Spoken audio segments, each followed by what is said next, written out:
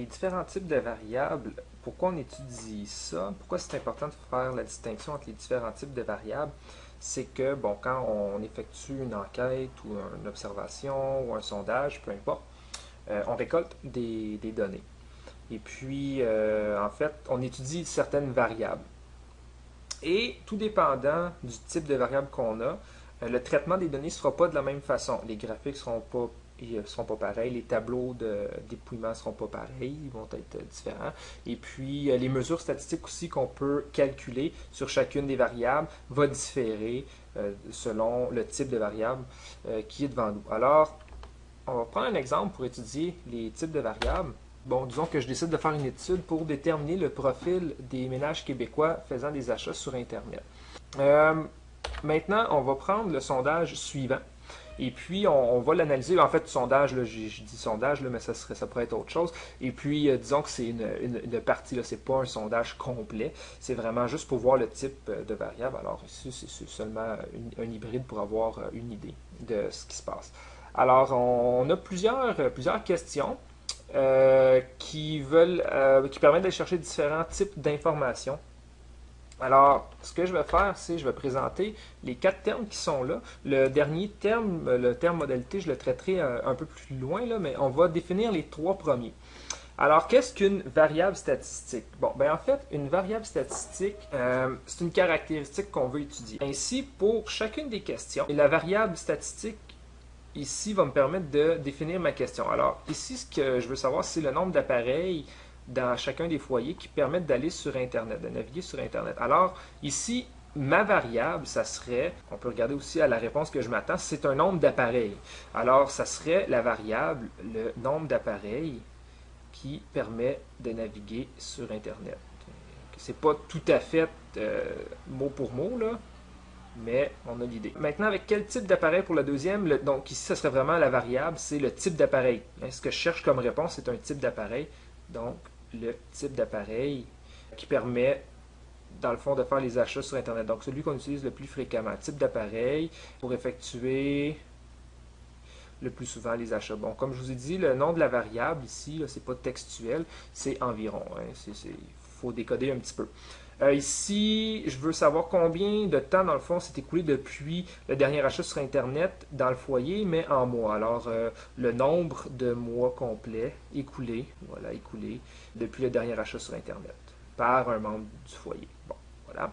Ici, dernier niveau d'études complété, par la personne qui a le niveau d'études le plus élevé. Donc le membre par le membre ici qui a le niveau d'études le plus élevé. Okay. Donc quand on donne le nom d'une variable, c'est important aussi d'être très précis. Et puis, dernière question, le revenu brut annuel total du foyer. Revenu annuel brut total, voilà, du foyer. Alors comme je vous ai dit, dans les questions, on a les informations concernant les variables statistiques. Il faut juste bien décoder. Bon, maintenant, si on voulait donner la définition formelle de ce qu'est-ce qu'une variable statistique, on a une idée intuitive avec l'exemple qu'on vient de faire, mais définissons ça de façon formelle. Donc, pour chacune des questions, j'allais chercher une variable. Ces variables-là, c'était quoi? C'était des caractéristiques. Donc, une variable statistique, c'est une caractéristique. Bon, étudier. Bon, pour qui j'étudie ça? C'est pour ma population. Donc, si ma population change, c'est sûr que mes variables statistiques risquent de changer. Alors, caractéristiques étudiées pour une certaine population. Voilà, caractéristiques étudiées pour une certaine population, c'est la définition de ce qu'est une variable statistique. Maintenant, une donnée. Qu'est-ce qu'une donnée? Une donnée statistique. En fait, pour chacune de mes variables, donc si j'ai une variable, les unités statistiques, donc j'ai 743 unités statistiques, donc 743 ménages, les 743 ménages vont répondre au sondage au complet. Donc c'est ceux qui ont répondu au sondage au complet, disons. Alors, chaque ménage va me fournir 5 réponses, chacune des réponses associées à une variable. Donc la variable, le nombre d'appareils, la variable, le type d'appareil, et ainsi de suite. Alors, une donnée statistique, c'est la réponse que l'unité statistique va me donner pour, par exemple, la première variable. Alors, une donnée, c'est une information. C'est une information qui est fournie par une unité statistique. Donc, chaque unité statistique pour le sondage ici va me fournir 5 données. Une donnée pour chacune des 5 variables. Maintenant, série statistique, une fois que j'ai toutes mes données pour chacune de mes variables, je vais faire l'étude de ces variables-là. Donc, par exemple, je vais faire une étude pour la variable numéro 1, la variable numéro 2, et ainsi de suite. Alors, l'ensemble des données, donc pour la variable numéro 1, je devrais avoir 743 réponses. Bien, l'ensemble de ces 743 réponses-là, c'est une série statistique. C'est la série statistique qui est associée à la variable nombre d'appareils permettant de naviguer sur Internet. À la question 2, je devrais avoir 743 réponses. Donc, les 743 réponses prises ensemble, c'est la série statistique pour la variable type d'appareil. Donc, une série statistique, c'est un ensemble de données. Ensemble de données. Et puis, bon, obtenues, parce que je les ai récoltées. Et chacune de ces séries-là est associée à une variable. Donc, relativement à une variable statistique. Maintenant, on va regarder d'un peu plus près les variables qui sont à l'étude parce qu'elles ne sont pas tous pareilles. Il y en a qui sont semblables, il y en a qui sont différentes. Alors, la première donnée que je vais obtenir ici, ou plutôt ma première série statistique, donc toutes les données ici, les gens, quand ils vont, plutôt les membres des foyers, quand ils vont donner une réponse ici, ça va être sous forme numérique. Ça va donner un nombre d'appareils. Alors, ceci, c'est un nombre. Si je regarde, est-ce qu'il y a d'autres variables qui vont me fournir comme données des nombres? Bon, ça ici, clairement pas.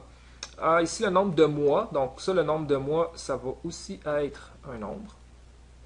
Et puis, le numéro 5 aussi. Bon, le numéro 4, non, c'est pas des nombres. Le revenu annuel, ça ici, c'est aussi un nombre. Alors, voilà. Les variables 1, 3 et 5 vont me fournir comme données des nombres. Si on regarde les deux autres variables, alors la variable numéro 2, alors la réponse fournie, c'est pas un nombre, c'est plutôt un mot ou une expression. Même chose pour la question numéro 4. Alors ça ici, je vais marquer, c'est plutôt un mot ou une expression.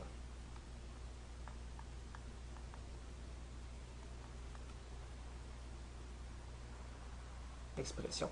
OK, alors, mot, expression, voilà. OK, donc déjà, on voit qu'il y a deux types de variables. Il y a des variables qui sont numériques et des variables qui sont non numériques. Bien entendu, ça va être très, très, très différent, la façon de traiter des variables qui sont numériques de ceux qui ne sont pas numériques. Une autre façon de voir si on est en présence d'une variable qui est numérique ou pas, c'est... Dites-vous, si je prenais l'ensemble ici de ma série statistique, est-ce que je serais capable de calculer une moyenne? C'est la meilleure façon de savoir si c'est une donnée qui est numérique. Et si la moyenne aura du sens. Donc, par exemple, si je calcule la moyenne du nombre d'appareils, je pourrais dire, en moyenne, dans chaque foyer, il y a 4,5, donc 4 appareils et demi par foyer. Oui, ça, ça a du sens comme... ça fait du sens. Ça a du sens. Ici, même chose pour le revenu annuel. Si je calculais la moyenne de toutes mes données obtenues, la moyenne me donnerait quelque chose qui a du sens. Bon, ici, est-ce que je peux faire une moyenne avec les expressions qui sont là? Clairement, non.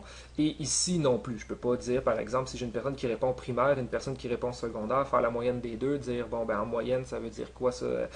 Secondaire 2,5. Donc, non, on ne peut pas dire que la moyenne des gens ont un secondaire 2,5, ça n'a pas de sens. Faire attention parce que des fois, il y a des échelles d'opinion qui sont mises sous forme numérique, mais que ce ne sont pas des nombres. Par exemple, on va vous demander votre niveau de satisfaction sur une échelle de 1 à 4 par rapport à un certain sujet.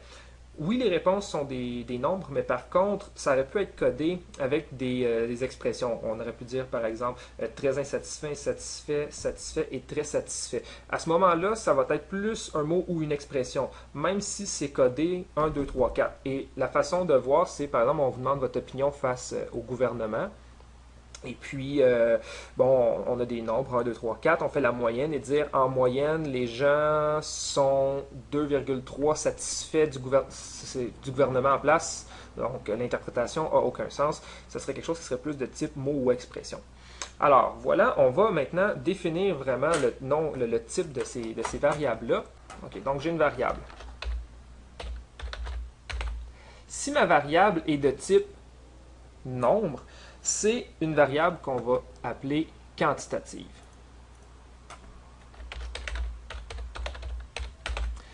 Si elle est de type plus mot ou expression, c'est une variable que l'on va dire qualitative. Voilà. Alors, il y a deux grandes familles de variables, ou bien elle est quantitative, ou bien elle est qualitative. Alors, je répète pour la distinction entre les deux, la variable quantitative, c'est des quantités numériques sur lesquelles on est capable de faire des opérations arithmétiques. Une variable qualitative, les données obtenues vont plutôt être des mots ou des expressions. On va finir ici. Voilà. Donc, je vais faire une petite flèche ici. Donc, quantitative ou qualitative. On va regarder d'un peu plus près les variables qui sont qualitatives, en fait, juste pour pouvoir, le mot modalité est associé aux variables qualitatives. Donc, je vais juste mettre une flèche ici. Voilà. Modalité et variable qualitative, c'est quelque chose qui est associé. Dans le fond, quand on est en présence d'une variable qui est qualitative, eh bien, les choix de réponse, c'est ce qu'on appelle les modalités. Donc ici, j'ai 1, 2, 3, 4. Bon, j'ai 5 modalités plus la modalité autre. Là, tout dépendant de ce qu'on obtient comme réponse, parce qu'on demande de spécifier, on pourrait finalement, quand on va traiter les données, ajouter une ou deux autres modalités. Par exemple, si sur les 743 personnes, il y en a 200 qui répondent la même chose, c'est assez nombreux pour qu'on dise, bon, on va ajouter une certaine modalité. Ici, voyez-vous, on a quoi, 5, 6, 7 modalités, et ça devrait couvrir tout. Il ne devrait pas avoir autre chose, ou sinon, c'est des choses qui sont équivalentes. Alors, qu'est-ce qu'une modalité? Dans le fond, c'est les choix de réponse que l'on retrouve pour mes données. Donc, c'est les choix de réponse que l'on retrouve dans l'ensemble des données. Choix de réponse que l'on retrouve, T-R-O-U-V-E, dans l'ensemble des données. Voyons. Voilà. OK. Bon, maintenant, si on regarde les variables qui sont quantitatives, on a une petite distinction à faire parce qu'il y a deux grandes sortes de variables quantitatives. Si on regarde ici, les gens, quand vont répondre à ce questionnaire-là, le nombre d'appareils, ça va être des nombres entiers. Donc, 0 appareil, 1 appareil, 2 appareils. C'est quelque chose de très précis. On est capable, dans le fond, de dire exactement combien il y a d'appareils à la maison. Même chose ici, combien il y a de mois écoulés depuis le dernier achat sur Internet, on est capable de donner une réponse précise. Par contre, pour le numéro 5, le revenu brut annuel dans le foyer, ça c'est un peu plus compliqué parce que il n'y a personne, premièrement, qui connaît son revenu brut annuel total exact ou sous près. Alors ici, la donnée va être quelque chose qui va être plutôt un nombre arrondi. Les gens vont dire, bon, dans mon foyer, environ 90 000 $, environ 45 000 $. Donc, des approximations. Alors, c'est les deux différences entre la variable numéro 5 et, par exemple, la variable numéro 1 et 3 qui sont de même type. Pour la variable numéro 1 et 3, on va dire qu'on est en présence de variables quantitatives qui sont discrètes.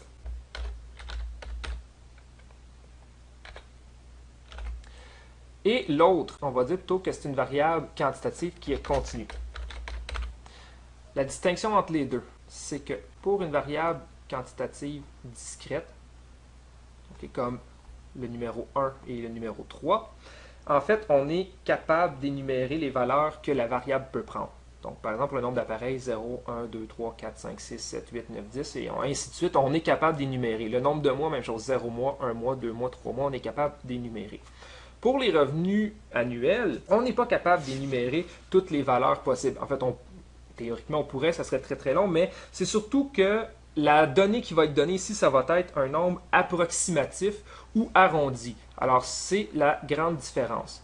Pour discret, c'est un nombre, c'est une série statistique qu'on est capable, donc, dans le fond, les valeurs de les énumérer et des nombres précis, tandis que pour continu, ce sont des nombres qui sont des approximations ou des nombres arrondis.